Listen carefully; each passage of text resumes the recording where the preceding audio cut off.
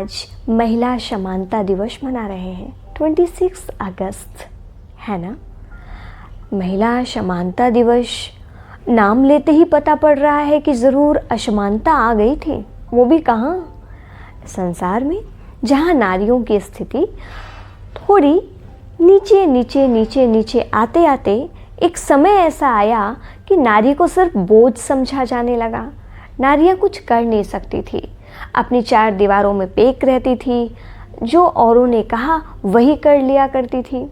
कुछ ऐसी स्थितियाँ आ चुकी थी कुछ समय पहले, परंतु यदि हम बात करें तो नारी का स्थान तो सर्वश्रेष्ठ और सर्वोपरि ही रहा है, जहाँ श्री राधे, श्री कृष्ण, श्री लक्ष्मी, श्री नारायण कहा जाता है।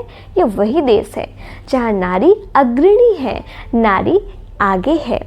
अब धीरे धीरे धीरे काल के बदलते, समय के परिवर्तित होते कुछ नज़ारे बदलते गए और वही नारी सबला से अबला बन जाती है, शक्तिशाली से कमज़ोर समझना प्रारंभ कर देती है।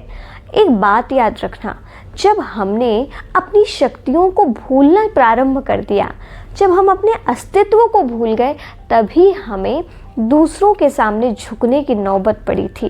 कि नारी जो भी कहें, परंतु एक विशेष अपना रोल प्ले करती है इस सृष्टि में, जिसकी हम तुलना किसी से भी नहीं कर सकते हैं। क्या नारियाँ ऊंची नहीं थी? क्या नारियों में श्रेष्ठता नहीं थी? ऊंचाई न सिर्फ शरीर की, मैं बात कर रही हूँ मन की, विश्वास की। तो वो सब कुछ नारियों के अंदर अपने आप में था, लेकिन वो धीरे धीरे धीरे डिप्लीट हो गया।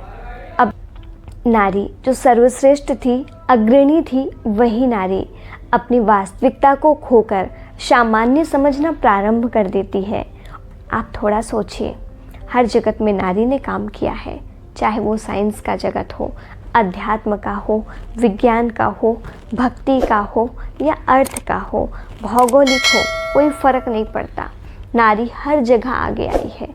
आइए हम भी अपने आप को परमात्मा से कनेक्ट करें और संपूर्ण रीति आत्मा को दिव्य गुणों से भरपूर करें और दूसरों को भी भरपूर करने के लिए अथक प्रयास कीजिए, क्योंकि इसी में कल्याण है, इसी में हमारा पूर्णतया फायदा है। अच्छा, ओम शांति।